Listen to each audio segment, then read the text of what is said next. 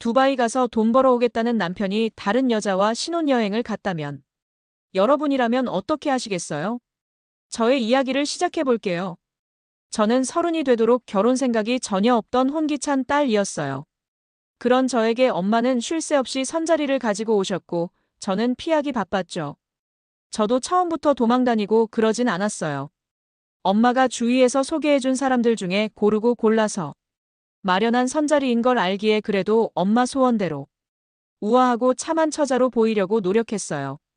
그런데 그 고르고 고른 남자들은 죄다 마마보이에 능력이라곤 부모 잘 만나 태어난 것 외엔 딱히 능력이라거나 매너라는 게 없었기에 매번 저녁 한 끼로 끝났습니다. 차 한 잔으로 끝나는 사람들도 있었죠. 이번엔 달라.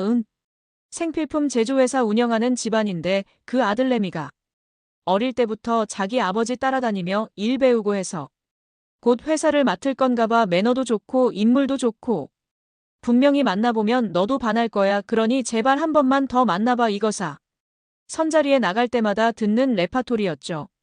매번 속는 셈 치고 나가봤는데 결국 그 나물에 그 밥이었기에 이번엔 기필코 나가지 않았으려고 버텼습니다.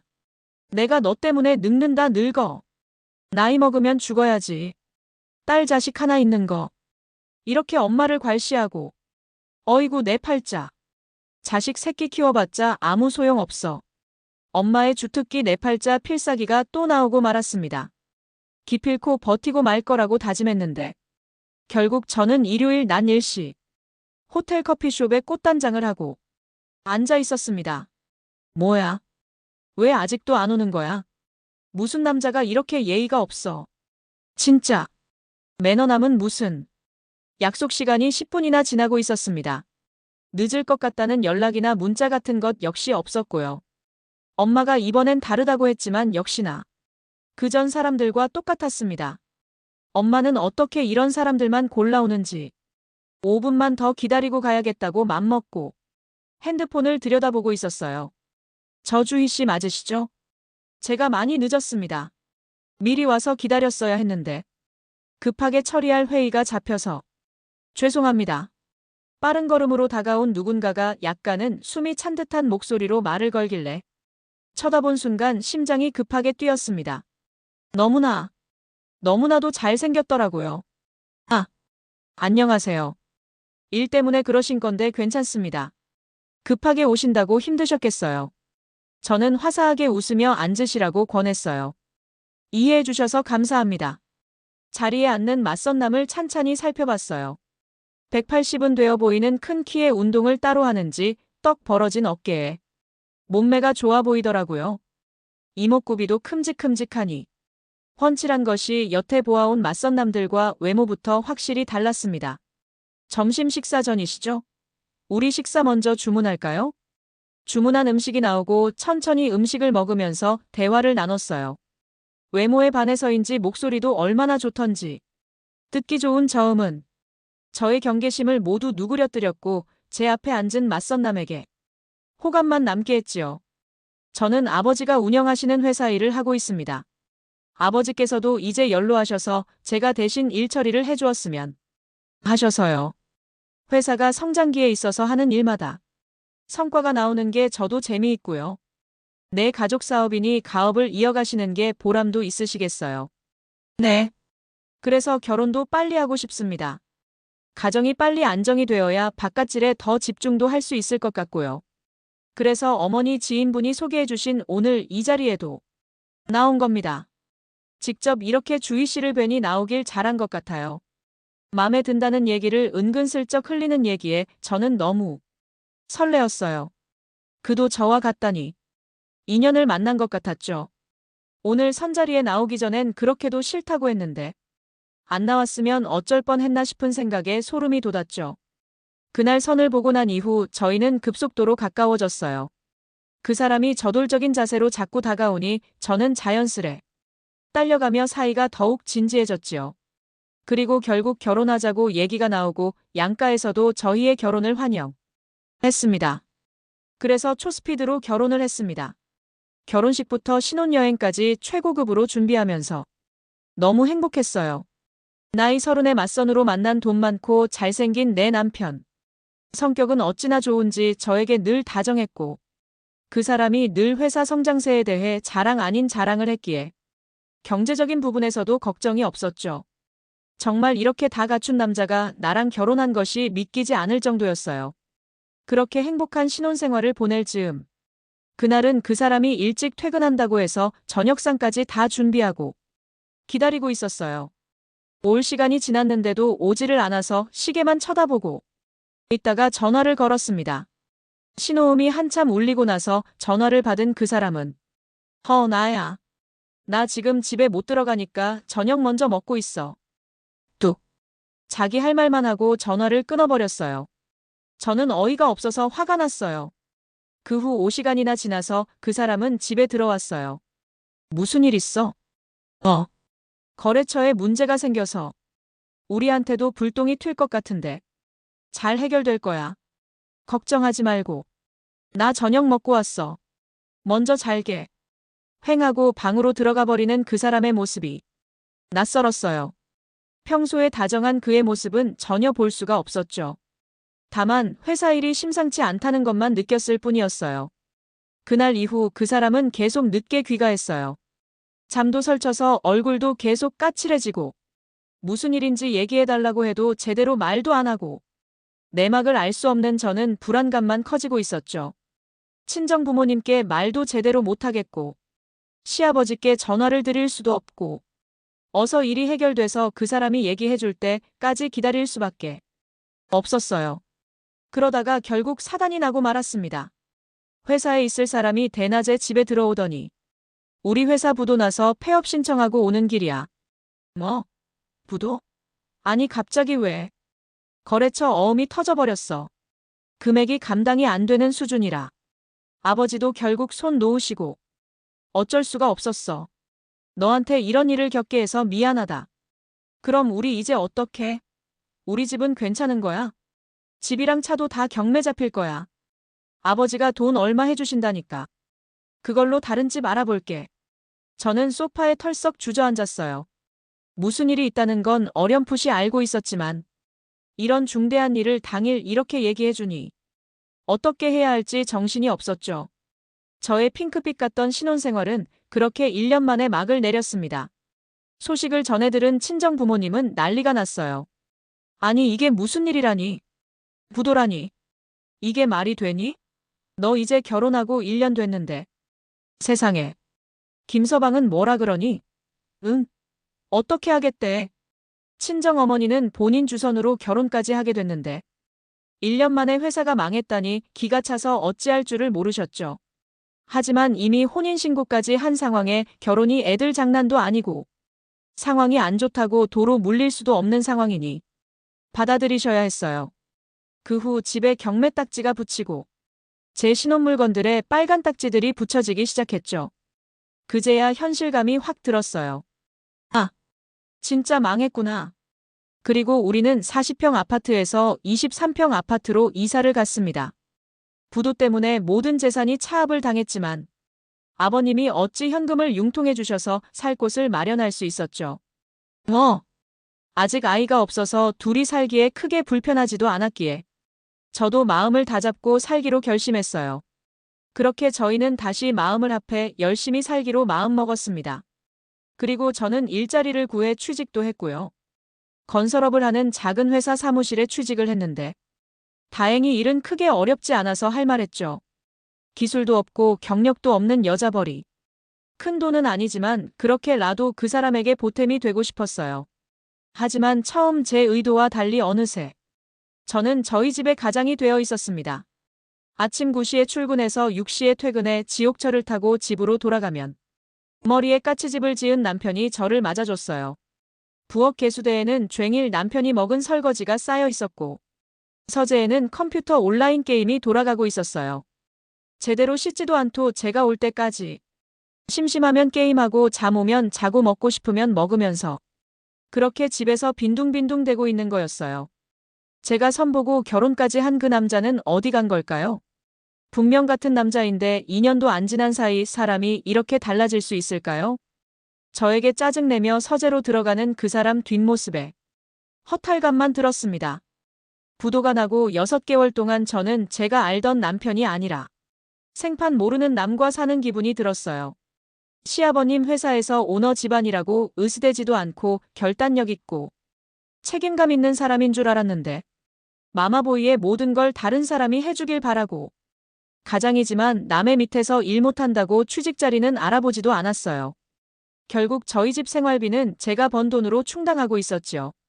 너무 속상해서 하소연이라고 하고 싶지만 시아버지님이 충격으로 몸져 누워 계셔서 어머님이 병수발을 들고 계신 상황이고 친정에는 더더욱 말을 꺼낼 수가 없었어요. 하는 수 없이 저 혼자 삭히는 수밖에 없었죠. 하지만 그것도 한계가 있었고 그럴 때마다 혼자 눈물 지을 수밖에 없었어요. 이건 명백한 사기 결혼이라는 생각밖에 안 들었습니다. 난 당신이 이런 사람인 줄 몰랐어. 돈은 벌면 돼. 우리가 이렇게 젊고 건강한데 무슨 걱정이야. 벌려고 마음만 먹으면 되는 건데. 재석 씨 마음가짐이 이러면 아무것도 못하는 거잖아. 이건 명백히 사기 결혼이야. 당신이 이런 사람인 줄은 정말 몰랐다고. 이런 사람인 줄 몰랐다니. 너 말 이상하게 한다. 말이면 단 줄 알아. 우리 집 잘 나갈 땐 좋다 하고. 이제 돈 없다고 무시하는 거야. 너야말로 사기 결혼이네. 너 꽃뱀이었냐? 꽃뱀. 말이 너무 심한 거 아니야. 적반하장도 유분수지. 말은 네가 심했지. 그 사람은 한치도 물러서지 않고 저와 싸워댔어요. 저 또한 마찬가지였고요. 차라리 이혼을 할까 싶었어요. 이건 사는 게 아니었어요. 그렇게 하루가 멀다 하고 서로 못 잡아먹어 안달이 나 있을 때 어느 날 그 사람이 얘기를 좀 하자고 했습니다. 내가 생각해봤는데. 뭘 생각해? 뭐야? 무슨 말인데 그래? 나 두바이 갈까 싶다. 뭐? 두바이? 거길 왜 가? 그 사람이 뜬금없이 두바이를 간다고 했습니다. 어디서 두바이에 돈벌이가 좋다고 들었나 봐요. 두바이는 거지도 연봉이 10억이라나 뭐라나. 여기서 월급 받고 일해서 언제 집 사고 차 사냐. 두바이엔 청소부도 조금만 애쓰면 연봉이 10억이래. 가서 몇 년만 버티면 되니까 다녀올게. 나만 믿고 있어. 안 돼. 거기 아는 사람도 없고 뭘로 10억을 번다는 거야. 돈 버는 게 무슨 얘들 장난도 아니고. 가지 마. 가면 진짜 나랑 이혼이야. 알겠지? 세상 물정을 몰라도 이렇게 모를 수 있겠어요? 무슨 청소부가 10억을 번다고. 누가 카더라 얘기하는 걸 고지 곧대로 듣고 저렇게 날뛰는 모습을 보니 얼마나 한심한지. 그렇게 타일렀는데도 몇 번 더 말을 꺼내길래 모르쇠로 일관하고 있는데 시아버지가 결국 돌아가시게 되었어요. 회사 부도 때문에 상황이 안 좋아서 3일장으로 간소하게 치르는데 회사 운영이 잘 될 땐 그렇게 떵떵거리며 사시던 분도 마지막 가시는 모습이 너무 초라해서 얼마나 안타깝던지 어린애처럼 우는 그 사람을 보고 있자니 불쌍한 마음도 들고 착잡한 마음으로 장례를 지냈죠. 아버님을 수목장을 지내고 어머님을 집에 모셔다 드리러 갔습니다. 어머님도 사시던 대궐 같은 집을 처분하시고 20평짜리 작은 빌라에 계시는데 힘이 다 빠지셔서 어깨가 축 처진 모습이 너무 맘 아팠어요. 아가, 이거 받거라. 이게 뭐예요? 어머님, 너 시집 오고 얼마 안 돼서 우리가 부도나는 바람에 좋은 것도 못 해주고 네가 고생이 많은 걸 안다.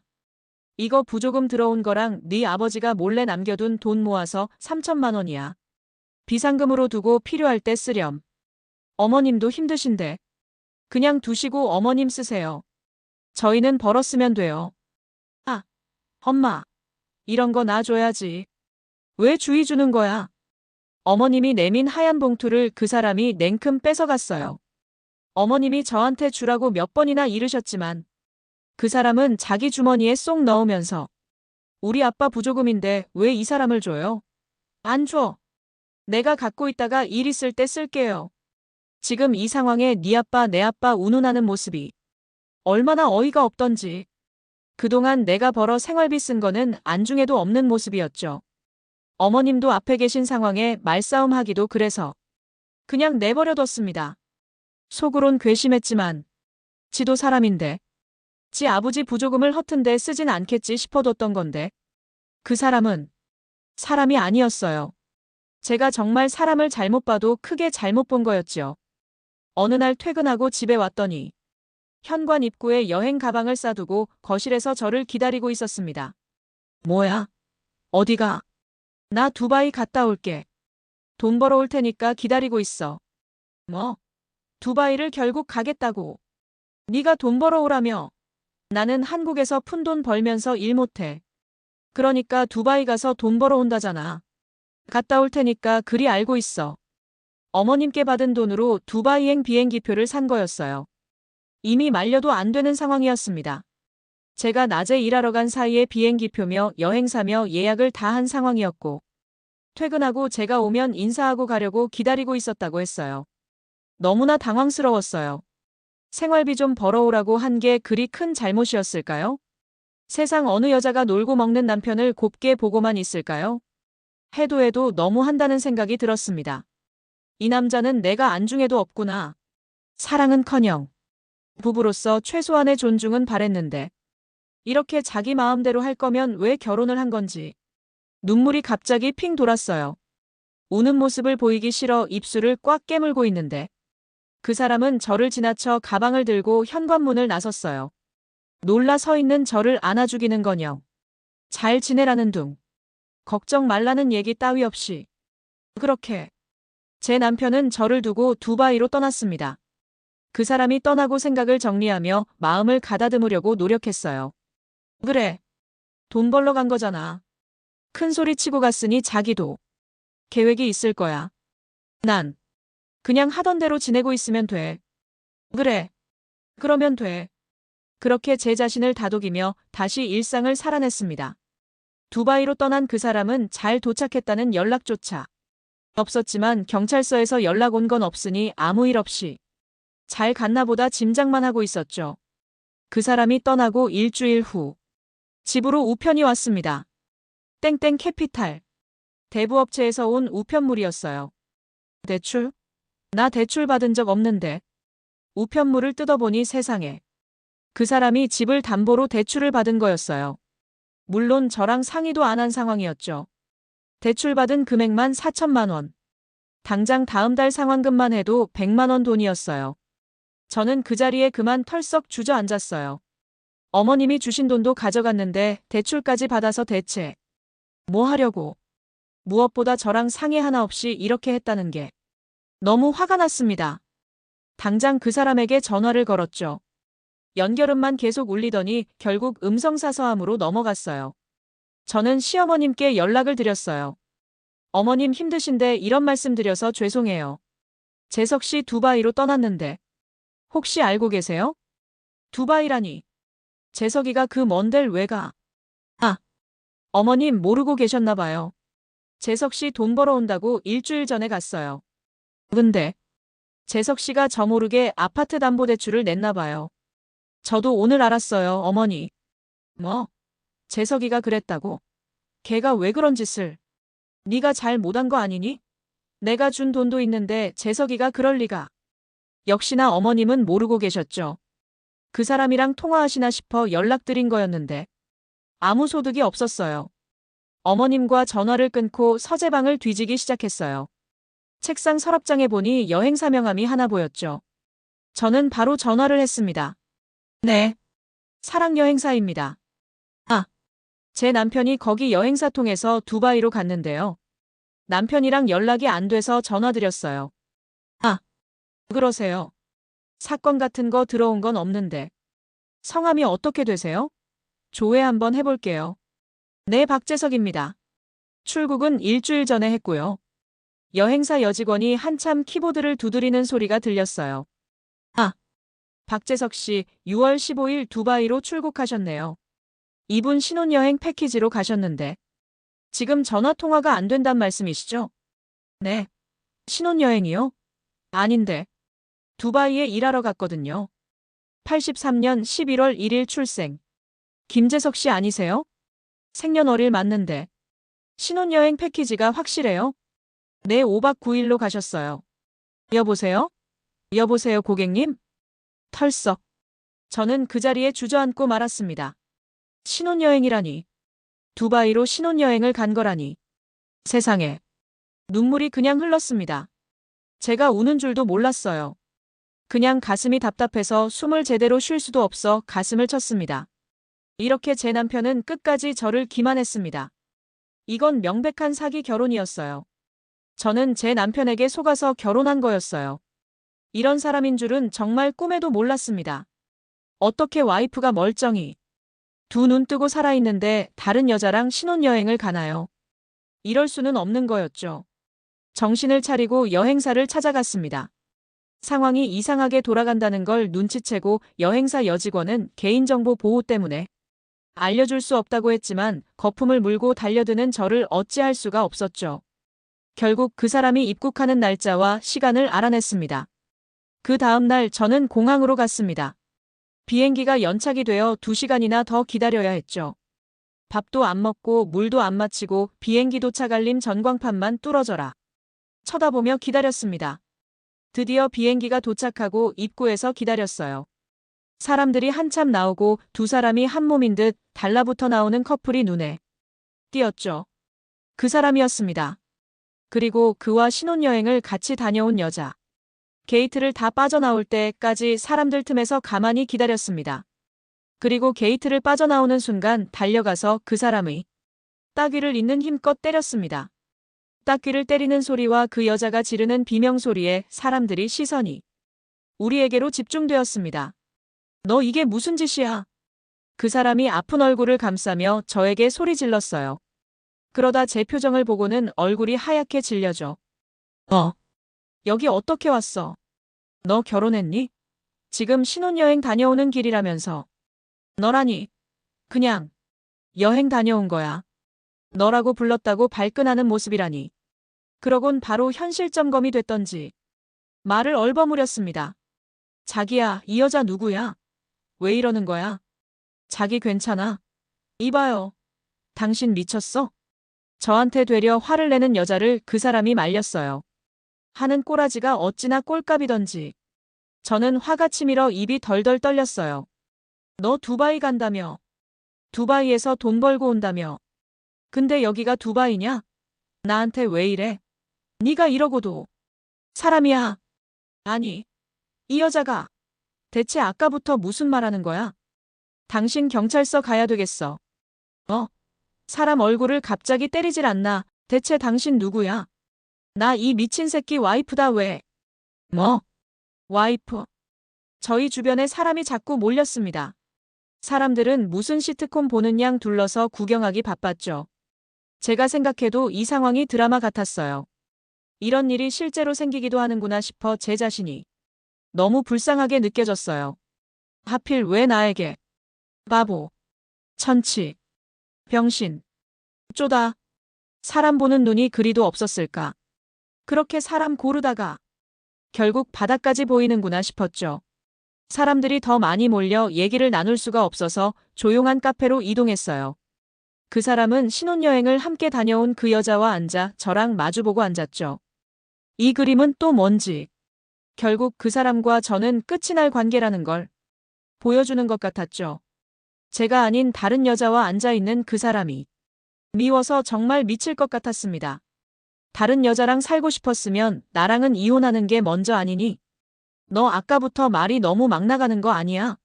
막 나가는 건 내 말이 아니라 바로 네 인성이지. 양심이란 거 밥 말아 쳐드셨나 봅니다. 이게 어휴. 됐고. 이제 알게 됐으니 오히려 내가 말하기 쉽겠다. 나 이제 너 안 사랑해. 그러니까 이혼하자. 그럼 이 와중에 내가 너랑 살려고 여기 앉아 있겠니? 나도 너랑 안 살아. 너랑 같이 산 시간이 아까워서 억울할 지경이야. 잠깐만. 그 사람과 말싸움 중에 여자가 끼어들었어요. 지금 얘기가. 그럼 재석 씨 유부남이었던 거야? 이 여자가 와이프? 그걸 이제 눈치채요? 눈치 진짜 꽝이네. 내가 와이프입니다. 정부인. 그러니까 당신은 상간녀. 불륜이요. 알아들어요? 상간녀. 재석 씨. 진짜야? 이 여자가 하는 말 진짜냐고. 아니. 그게. 현재 법적인 관계는 그런 건데 나 이 여자랑 못 살아. 이혼할 거야. 나는 당신이랑 살 거야. 그러니까 신경 안 써도 돼.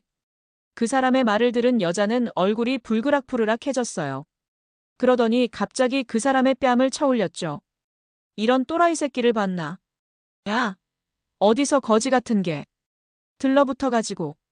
너 내가 해준 차랑 목걸이 다 내놔. 어디서 유부남이 총각행세 해가지고. 아우 진짜. 재수옴 붙었네. 너. 내가 진짜 어디 가서 부끄러워가지고 그냥 넘어가는데 이거. 사기야 사기. 알아들어? 이 사기꾼아.